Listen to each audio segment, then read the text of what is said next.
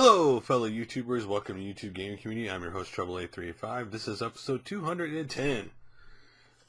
So, in case you guys want to know, there will not be another video on this channel until Friday. I'm going on vacation, going out of town. Hopefully, I'll find some good games while I'm there, because I'm going to be going game hunting, game looking around, whatever you want to call it. So, Friday, hopefully there'll be a nice size pickup video. I already got actually 3 pickups in the mail from the gift card, and you'll see all that on Friday.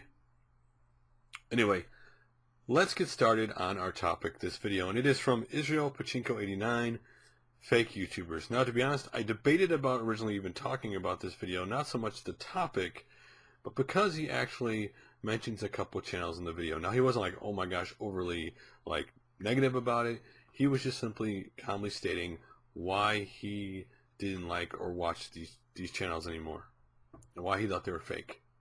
I don't think he expected to get a response from all those channels in the comment section, but he did. Anytime you do a controversial video like this, the pitfall in making a video where you actually mention, like, for example, channels that in your opinion, whatever reason you think are fake, or now fake, or want to call out because you don't like it for whatever reason, is they eventually might see it, and when they leave a comment, their fan base sees they leave a comment, and then instead of it becoming about a topic, and even if they don't comment on it, when you talk about other channels in a video, instead of people focusing on that topic, it ends up turning into them always focusing on those channels. And whether they be negative on those channels or positive on those channels, or negative or positive what you said, and that's all that's concentrated on, not your actual topic. And so for this video, my simple question is, what do you consider is a fake YouTuber? Not channels that are fake, you think are fake, but what is your criteria for a fake YouTuber on YouTube? And it's all subjective. There's no right or wrong answer. Everybody has their own personal opinion, what they think is fake and why they don't watch those channels. A lot of people have different ranges. Some people think if somebody asks for money in any way, shape, or form, they're fake. Meaning it could be to buy their t-shirts, buy their DVD, donate to their camera, their movie, buy their video game, you're fake. The one pet peeve I do have on YouTube, it is one that bothers me no matter what kind of video you're making on YouTube, is when you tell people do not use ad blocker when watching the videos. That is to me the lowest of low. That is to me the most pathetic form of somebody who gets on a video on YouTube and tells people do not use ad blocker. Okay? You need to overcome those things by simply making videos that more people want to watch and are willing to watch the ad to watch your video. This thing that people are like, please don't use ad blocker, it's horrible, it's bad, and blah, blah, whatever, blah, blah. I have no sympathy for you, okay?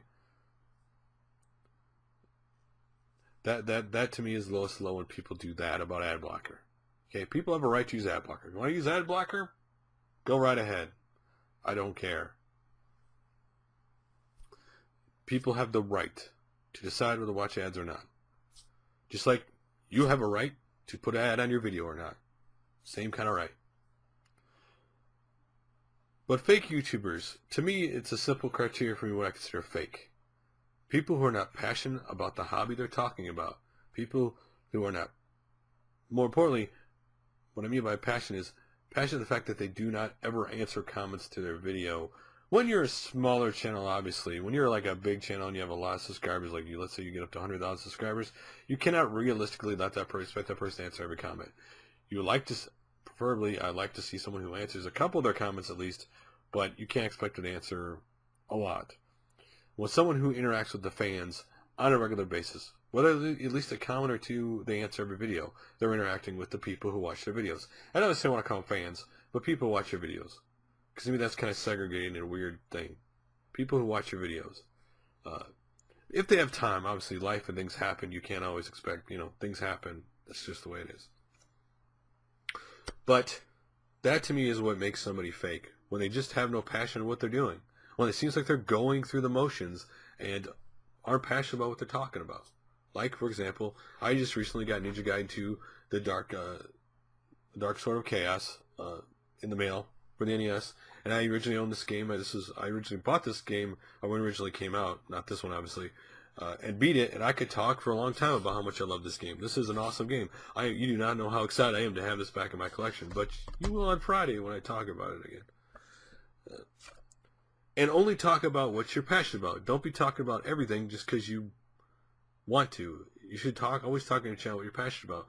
Like when I went through that small phase on this channel where I was talking about all kinds of different things. I did like all the stuff I was talking about, but on the other hand, I couldn't keep up that pace. So right now, for me, it's doing community videos, because I always keep coming back to this because I enjoy doing these videos. Shouting people out, talking about what people do in the community. To me, that's fun. Pickup videos, I like to, show off the games I got, and talking about retro stuff, news of stuff coming out, because to me, that's just something people don't actually pay attention to that I'm excited about. Oh, and that's the other thing, now talking about fake YouTubers that people talk about. The game collection. This is one of the weirdest things to me in the community. So, a lot of people have the game collection behind them, right? It's because they're gamers. They want to show, hey, I have video games. This is a funny thing, because this is a plus and a minus. So, the plus part is, you're showing that you do have games in your collection. People who don't show any games whatsoever, but talk about gaming, will be called out saying, you don't know any games, you don't interact in the hobby. But yeah, let's go to people like Pete Dorr, which this is the one I always hear from people I talk to all the time on Skype and other places, that his collection's in his background, and he's putting his collection in your face. And I laugh like, no, he's only showing a small part of it. If you want to smear it in your face, you just have a wide view, you see all of it. The collection is just people showing off what they have. No different than people who have a comic book collection or a Transformer collection. But in our community, it's weird. This community is weird right now, the way it acts towards things. One part, they're over-empowered because they think because of certain game companies that make changes because of them, that their opinion matters and their opinion alone matters, and they should go crazy about every little silly thing, and that they're gonna, and that the community's gonna get behind them, and that the game companies are gonna make changes. That is unrealistic. But because certain people listen to certain things, that's out there. But let's move on. We've talked about this topic enough. What is your criteria for a fake YouTuber? Don't want channel names, just want your criteria. I know I said this video I was gonna, show comments, but unfortunately because I'm getting ready for vacation, that won't happen. But maybe the next video. It just depends on when I get back and if I can tear myself away from what I get. So the next video we're going to talk about is from 8-Bit Eric, and it is Master Fighter 2 Famicom/NES review. Oh, he's also right now currently doing what he's calling the 8-Bit Eric Cup on Mario Kart 8. Apparently every week from 8 to 10 on Sunday. So participate, go to his channel. There's a video for it to find out the code you need and stuff to be part of it. But in this video, he's showing basically a Street Fighter 2 clone for the Famicom, and it is /NES. It is actually a decent clone. It only has 4 fighters, the 5th one being Bison as a boss, but it actually isn't the worst clone I've ever seen. That it does a good job trying to replicate the game, obviously with like NES Famicom graphics because how limited the machine is. So you're not getting these great detailed backgrounds. They're rather bland, but it does do Street Fighter as well as it can on that system. So if you're interested in seeing that, go check out that video. And the next one is from CartridgeBros, and what they do in this video, the brothers' first impression of Shadow of the Colossus, is actually sit down and, well, player 1's not there, though he uses a stuffed animal to kind of show him, but player 2 is in the video, and he plays the game and gives his impressions while playing it. Fortunately for me, that is a game that I actually rented in the day, and thought, oh, this is just beating up these big guys, and never really went back to play it, even though I actually have the Ico Shadow of the Colossus collection on the PS3.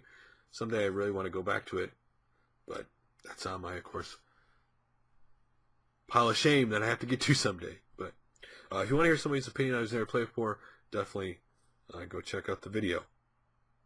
The next one is from Ed, the man who finds like the most amazing deals on YouTube for video games.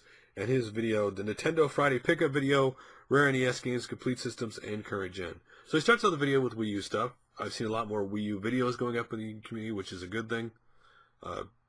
Obviously, Mario Kart 8's been a massive thing in the community right now. He picks that up along with Wii U stuff. But the biggest finds he has are the NES finds in this video. Let's just say one of them might be a duck. kind of title for the NES that's kind of rare. Any other title that might have a dinosaur in the title? Anyway, definitely go check it out. You gotta see the video to see now how much he got this for, let alone what it was he got. And the next one is from DreamcasticChannel.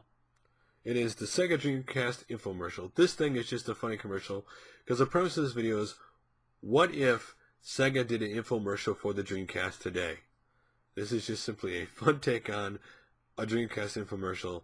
You really have to check it out.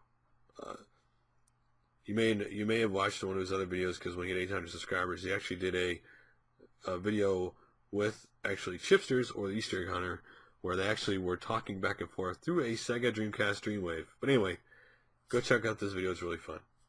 Or you may want to check out the other one afterwards. And the next one is from Leftover Culture Review, and it is Knuckles Chaotic Sega 32X. There's a review on this. I never had a 32X. It was kind of a weird circumstance. I had a Genesis. I loved it, but it seemed almost like the 32X and the Sega CD came out really close to each other. And when I thought about getting it, by the time I did, 6 months later, the stuff was basically gone. So I never got one, but it was cool to see this game. This is definitely a different type of game. If you've never seen it or want to see someone's review on it, definitely check it out. It is one of the more unique kind of spin-off Sonic games that is out there. And the next one is from SilverMongooseVideos, and it is Game Favorites Episode 9 VG Music No Nostalgic Edition.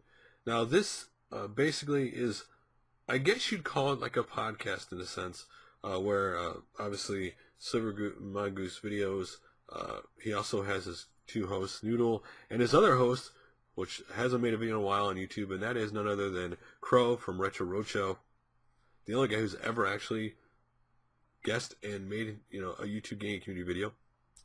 Someday I need to change that, but a real good guy. They're on this basically talking about video game music, and it ranges from like the NES to like Mass Effect, which is current, to a bunch of different systems with a bunch of different songs that they talk about. Like for example, Journey to Solilius music. So if you're interested in that, definitely go check this out. They cover a lot of songs. At least 15 is probably actually more than that. So definitely, if you're loving video game music, definitely go check out, because you get to hear the song and their opinion on it. And the next one is from Kingedkarl, Kingedkarl's Epic Room Tour. See, Kingedkarl, you asked me last video if I check it out, and I sure did. So basically, this is a tour, a gamer tour of someone's room, and he does have more hobbies than just video gaming, but he does have a cool little game room, and it's always cool to see how people decide to do the video game collection in the little bit of space that they actually have. Like he has a really cool, like for example, Halo collection of all the Halo games and other stuff. So if you really want to see a really interesting game room in a smaller space, definitely go check out this video. It's really cool. And the next one is from somebody I actually mentioned, the Easter Egg Honey Chipsters. Easter Egg Hunter. Why did I say honey? What is wrong with me? Oh my gosh. Anyway, Cartridge Tilting and Glitches, Goldeneye 007. That's what I get for basically talking, thinking faster than I'm talking. So basically it shows all these kind of cool glitches in Goldeneye, like for example, with the tank, where basically you get out of the tank and you do something and you find out as you're walking around out of the tank that you're actually still shooting the shells, even though you're not in the tank, or crazy way your guy fly around. There's a lot of cool glitches in this video. And also, by the way, I should congratulate him because he just hit 100,000 subscribers. One of the guys in the community, when you talk about people and their videos, his videos have always been fun and passionate about gaming, and definitely an awesome guy. So definitely go check it out. So the next video we have is from BeatEmUps. It is the Game Quest Volume 1, Chapter 5, The Toy Quest. So, I know what you're thinking of the title, that this video is all about toys. And sure, when you first start watching it, you say this video is all about toys, because they're going to a convention thing that is all about toys. But of course, there is some toys in this convention, but ultimately, you do see video games too. And they do pick up some cool stuff. Possibly on an Atari system. Maybe on a PlayStation. Maybe even a Super Nintendo. Really cool video if you want to see those kind of finds. It's really funny how, and I think this happens to people, is when you go out looking for video games, you always ask if they have games, because you never know what they might have. I mean, I've been out and sometimes just asking if they have games. You'd be surprised that people sometimes just don't put them out. And by asking, in this case, they found some really cool games. And we should definitely check it out. And of course, the videos are very entertaining if you never watched their videos before. Now this time, or this video, we're going to talk about is actually a homebrew game. It's actually a trailer for a homebrew game by bfgamepassion. It is trailer, was it Nibbli Colecovision? This is technically kind of a sequel to another video game where this is the son of another character, and it is a homebrew for the Colecovision. So if you're interested, check out the trailer. It is a really cool game. If I had a Colecovision, I'd get it, but I don't have a Colecovision, and I currently don't collect for it. So, but it's always cool to bring attention to homebrews, in my opinion. And the very last video of the day, something I just saw that really makes me jealous because I'd really like to go there if I wasn't going on vacation. And that is from Ghost Lord 000's channel, Primal Rage 2 at Galloping Ghost Arcade in Brookfield, Illinois. So, for those who don't know, Primal Rage 2 was never actually released publicly or in mass production, but there were prototype arcade boards out there. Some cases they say there are two, nobody really knows, but this arcade got a Primal Rage 2 prototype board, and you actually can play this game in their arcade. They put it in a cabinet. In the video you will watch, you'll actually see the game running in the cabinet while he's talking, and it is really awesome to see, prototype games that people thought were lost, that somehow people found them, and they're out there for people to play. Again, I remember when Primal Rage came out, and while the controls weren't perfect by any stretch of the imagination, whether it be the arcade game, definitely not on the home console version, maybe the arcade game just because I wasn't that good at it. But when that game came out, was a decent hit. They announced they were going to make a second one, and then it just dried up. So, if you're interested, check out the video below for a arcade game that nobody ever actually got to play. Anyway, guys, that's all for this week. Like always, thanks for watching, and I will talk to you guys on Friday. See you guys then.